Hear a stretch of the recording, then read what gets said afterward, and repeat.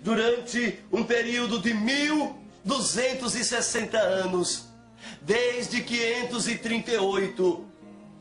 Durante este período, o chifre pequeno, a Igreja de Roma, matou mais de 500 milhões de seres humanos. Todos os dias a Igreja matava 4.000 seres humanos. Historiadores norte-americanos, em seus livros, por exemplo, ele mostra chamado The New Religion of the New World Order. Exatamente, o pastor Batista mostra claramente quantas mil pessoas eram mortas por dia e não podiam ser enterrados em cemitérios. Tinha que ser jogado exatamente em lugares para que os animais comessem e as aves do céu saboreassem de sua carne. Através desse sistema de controle, a igreja, Satanás, Shemuel, Satã, ele queria exterminar da face da terra a memória do nome do Eterno. A memória do seu nome exatamente queria ser exercida, exatamente como diz Yeshayahu 52, 5 e 6. Yeshayahu 52, 5 e 6, quando a palavra do Eterno mostra: portanto, meu povo saberá o meu nome. Saberá o meu nome, pois naquele dia saberá que eu mesmo, o que falo, eis-me aqui. O nome do Eterno tem sido esquecido, e por causa do nome, Yeshua foi morto, foi condenado à morte, porque a Halahá proibia de se pronunciar o nome de Elohim, Yehuá, o grande Yud, He, Vav, He, as 4 consoantes santas. E então ele falava, quando o sumo sacerdote olhou para Yeshua e disse: eu conjuro-te em nome de Elohim, diga-me, tu és o Messias? Então ele disse: eu sou. Vocês verão o Filho do Homem sentado nas nuvens dos céus, no Shamai, com Kevod e com Shekinah, com grande alegria, com grande brilho ele viria. Foi aí que ele disse o nome do Eterno. E o sacerdote rasgou a roupa, porque ele tinha blasfemado. O nome sempre foi motivo que Shemuel queria, para não mais se falasse no nome do Eterno. Foi aí que as mudanças foram processadas. O sábado então foi substituído para o domingo.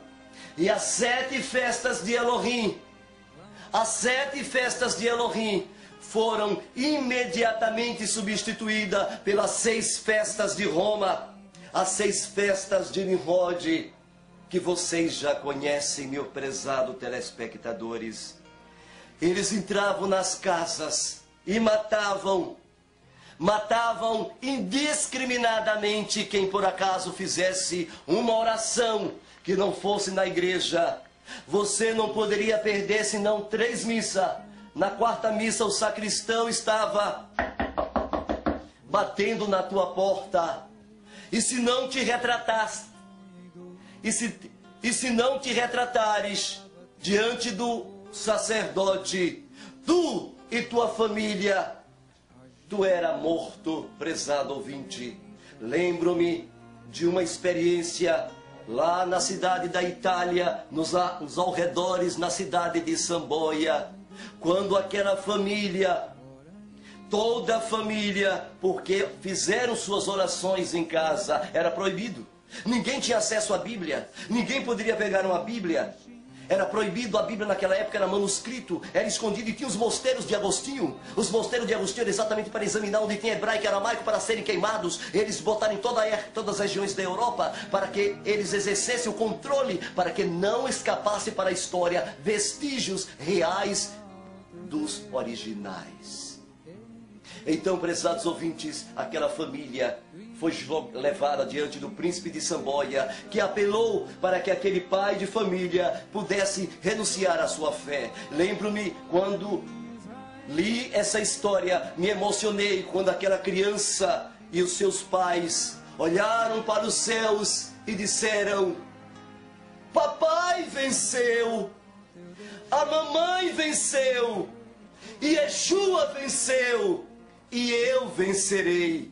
Imediatamente foram colocados nos pósteres e eles foram queimados vivos diante daquela sociedade que aplaudiam com alegria a morte daqueles inocentes. Durante um período longo de 1260 anos, este poder, durante a Idade das Trevas, exerceu um controle tão forte que no massacre de São Bartolomeu, prezado telespectadores, eles mataram da pura flor da nação 72 mil huguenotes, os grupos que se opusessem a Roma. Os huguenotes, os grupos como os valdenses, os albigenses e também os Yehudins, que todos estes grupos, os mais perseguidos e os mais destruídos foram os judeus.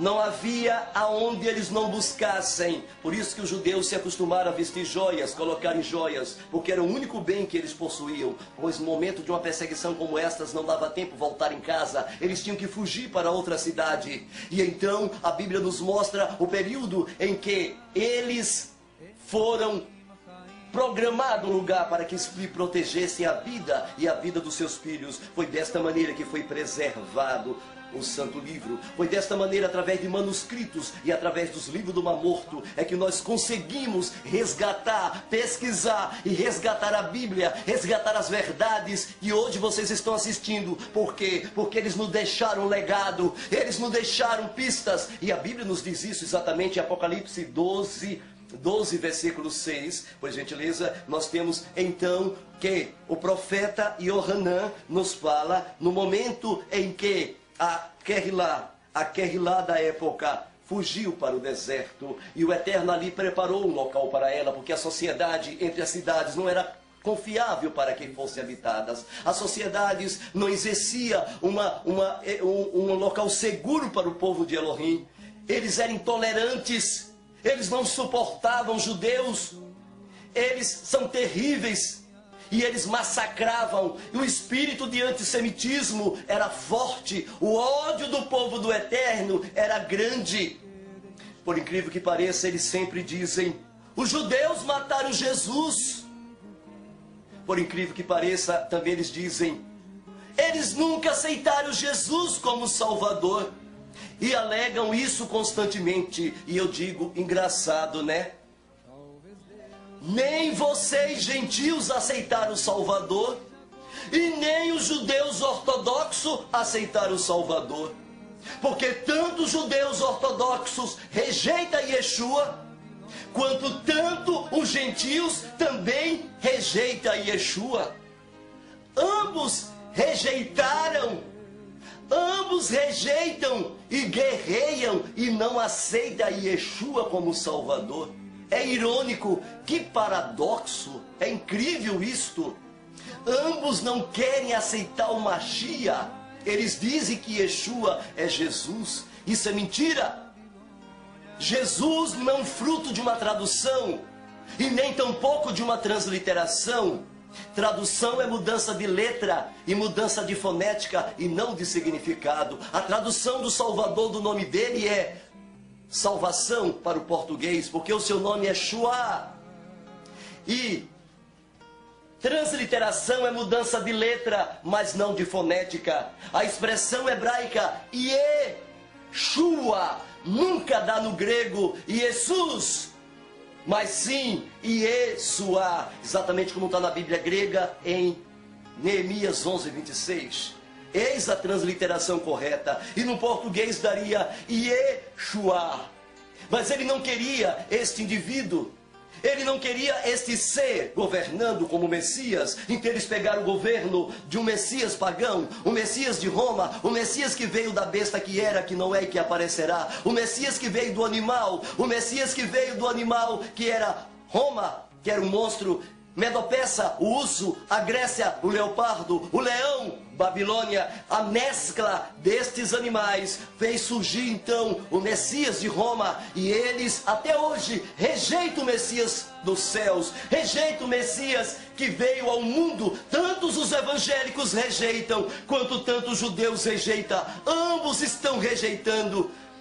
Uns aceitam de lado os evangélicos e Yeshua, e outros judeus também aceitam. Você poderá ver que tem muitos judeus que aceitam Yeshua e tem muitos evangélicos que aceitam Yeshua, mas a maioria de ambos os lados não aceitam, meu prezado telespectador. Por isso que durante a Idade Média eles eram mortos, eles eram os perseguidos, mas Elohim já havia preparado um lugar para eles, um local para que eles ficassem. E está escrito em Apocalipse 12, versículo 6, quando diz: e a mulher fugiu para o deserto, onde já tinha lugar preparado por Elohim, para que ela ali fosse alimentada durante 1260 dias, exatamente os 1260 anos proféticos, aqui mostrado, estava ligado aos mesmos 1260 anos que Satanás estava no trono, no controle. E aqui na terra foi conhecido esse período que Satanás estava no trono como a Idade das Trevas, a Idade Média.